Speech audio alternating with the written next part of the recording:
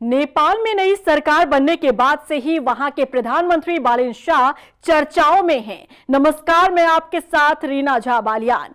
बालिन शाह के काम करने के तौर तरीकों की तारीफ न सिर्फ नेपाल में हो रही है, बल्कि भारत में भी बालिन शाह के काम को खूब पसंद किया जा रहा है।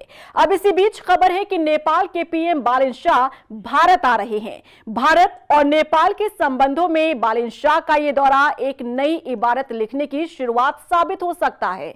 नेपाल के पीएम का भारत दौरा ऐसे समय पर प्लान हो रहा है जब युवा बालिन शाह के तरीकों से नेपाल में शासन व्यवस्था को रीसेट करने की कोशिश कर रहे हैं। नेपाल के विदेश मंत्री शिशिर खनाल के मुताबिक नेपाल के प्रधानमंत्री बनने के तुरंत बाद बालिन शाह को भारतीय प्रधानमंत्री नरेंद्र मोदी का पत्र मिला था। इसमें बधाई के साथ ही भारत आने का औपचारिक न्योता भी दिया गया। बालिन शाह ने न्योता स्वीकार कर लिया है। दरअसल परंपरा रही है कि नेपाल की सत्ता में आने के बाद किसी प्रधानमंत्री का पहला दौरा भारत का होता है। कुछ मामलों को छोड़ दिया जाए तो ये परंपरा अभी तक निभाई गई है। भारत और नेपाल के संबंध सदियों पुराने हैं। नेपाल की पिछली केपी शर्मा ओली सरकार को भारत से ज्यादा चीन समर्थक माना जाता था। उनके उलट बालिन शाह को ज्यादा न्यूट्रल माना जाता है। जानकारी के मुताबिक बालिन शाह के भारत दौरे से पहले दोनों पक्ष टेक्निकल और पॉलिटिकल लेवल पर होमवर्क कर रहे हैं ताकि यात्रा के कुछ ठोस नतीजे सामने आ सके। अधिकारियों के मुताबिक इस बार इरादा किसी सामान्य या औपचारिक उच्च स्तरीय यात्रा तक सीमित रखने का नहीं है। कोशिश है कि यात्रा का सार्थक नतीजा निकले। दोनों देशों के रिश्ते नेपाल की पिछली सरकार केपी शर्मा ओली सरकार के दौरान उथल पुथल भरे रहे। ओली की चीन समर्थक नीतियों का असर उनके फैसलों में भी दिखा था। बालिन शाह सरकार में शामिल अधिकारियों का मानना है कि भारत यात्रा के दौरान द्विपक्षीय संबंधों को नया रूप देने का प्रयास किया जा सकता है। ओली के शासनकाल में भारत से द्विपक्षीय संबंधों ने काफी तनावपूर्ण दौर देखा है और ओली के शासन में ही नेपाल का नया मैप जारी हुआ था, जिसमें भारत के कालापानी, लिपुलेख और लिम्पियाधुरा जैसा इलाकों को नेपाल ने अपना बताया था। यहां तक कि ओली ने प्रधानमंत्री रहते 2020 में यह विवादित दावा भी कर दिया था कि भगवान राम का जन्म भारत में नहीं बल्कि नेपाल में हुआ था। अब क्योंकि नेपाल में सत्ता परिवर्तन हो चुका है, ओली की राजनीति भी हाशिए पर पहुंच चुकी है। ऐसे में नए मुखिया बालिन शाह के पास पिछली सरकार की नीतियों को पूरी तरह खारिज करना तो मुमकिन नहीं होगा, लेकिन उनके पास भारत नेपाल संबंधों को रीसेट करने का एक अहम मौका है। बता दें कि अंतर्राष्ट्रीय स्तर पर सक्रियता के साथ साथ बालिन शाह ने घरेलू मोर्चे पर भी एक के बाद एक बड़े फैसले लेकर राजनीतिक हलकों में हलचल पैदा कर दी है। उनकी सरकार ने वीआईपी कल्चर पर रोक, सरकारी कामकाज में देरी खत्म करने, गरीबों के लिए मुफ्त स्वास्थ्य सेवाएं देने, महिलाओं के लिए सुरक्षित सार्वजनिक परिवहन और बच्चों के लिए तनाव मुक्त शिक्षा देने जैसे अहम बड़े फैसले लिए हैं। और सबसे विवादित और चर्चित फैसला छात्र राजनीति पर पूरी तरह से प्रतिबंध लगाने का है।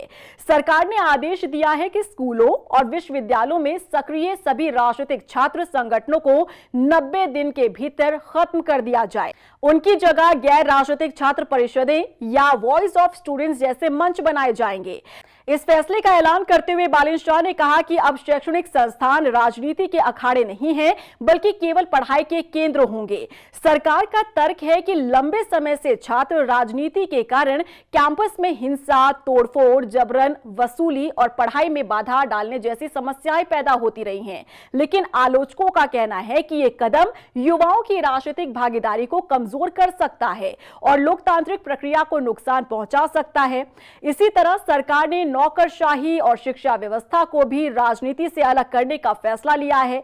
नए नियमों के तहत सरकारी कर्मचारी और शिक्षक किसी भी राजनीतिक दल से जुड़े नहीं रह सकेंगे। साथ ही सरकारी संस्थानों में सक्रिय राजनीतिक यूनियन को भी खत्म किया जाएगा। समर्थकों का मानना है कि इससे प्रशासनिक कामकाज में पारदर्शिता और दक्षता बढ़ेगी, तो वहीं विरोधियों को लगता है कि इससे कर्मचारियों की सामूहिक आवाज कमजोर हो सकती है। शिक्षा क्षेत्र में भी कई बड़े बदलावों की घोषणा की गई है। बालन शाह सरकार ने अपने विरोधियों के खिलाफ भी सख्त रुख अपनाया है। पूर्व प्रधानमंत्री केपी शर्मा ओली को हाल ही में गिरफ्तार किया गया। उन पर पिछले साल हुए जन आंदोलन के दौरान दमन के आरोप हैं, जिनमें कई लोगों की जान गई थी और इसी मामले में पूर्व मंत्री रमेश लेखाक को भी हिरासत में लिया गया।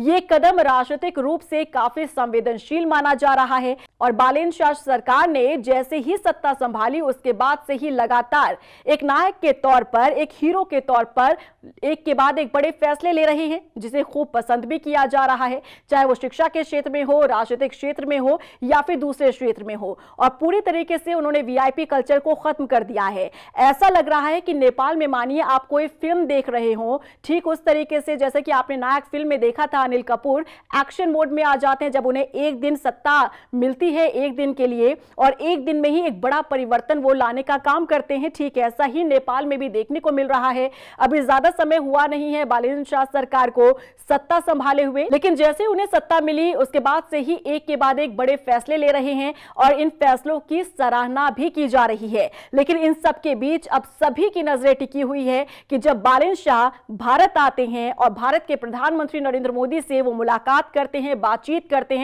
तब दोनों देशों के बीच जो खटास अब तक पैदा हुई है, क्या उस खटास को दूर करने का काम बालन शाह और पीएम मोदी करेंगे या फिर नहीं? क्योंकि इससे पहले की सरकार ने जो कुछ गतिविधियां की थी उससे कहीं ना कहीं भारत और नेपाल का जो रिश्ता लंबे समय से चलता रहा था उसमें दरार पैदा करने का काम किया गया। लेकिन क्या आपको लगता है कि ये जो नाराजगी है या फिर जो दरार पैदा हुई है, जो दीवार डली है, क्या इसे तोड़ने का काम बालन शाह करेंगे या फिर नहीं? क्योंकि देखिए महज 35 साल के ही हैं बालन शाह और जेन जी आंदोलन से वो नेता बनकर उभरे और उसके बाद उन्हें नेपाल की सत्ता हासिल हुई है। नेपाल में प्रधानमंत्री के तौर पर अब वो कमान संभाल रहे हैं, काम कर रहे हैं और ऐसे मौके में जब उन्हें भारत आने का मौका मिल रहा है और क्योंकि उन्होंने इनविटेशन एक्सेप्ट भी कर लिया है, तब कहीं ना कहीं नजर आ रहा है कि रास्ते खुलते नजर आ रहे हैं। भारत और नेपाल के बीच रिश्ते अब ठीक होते नजर आएंगे।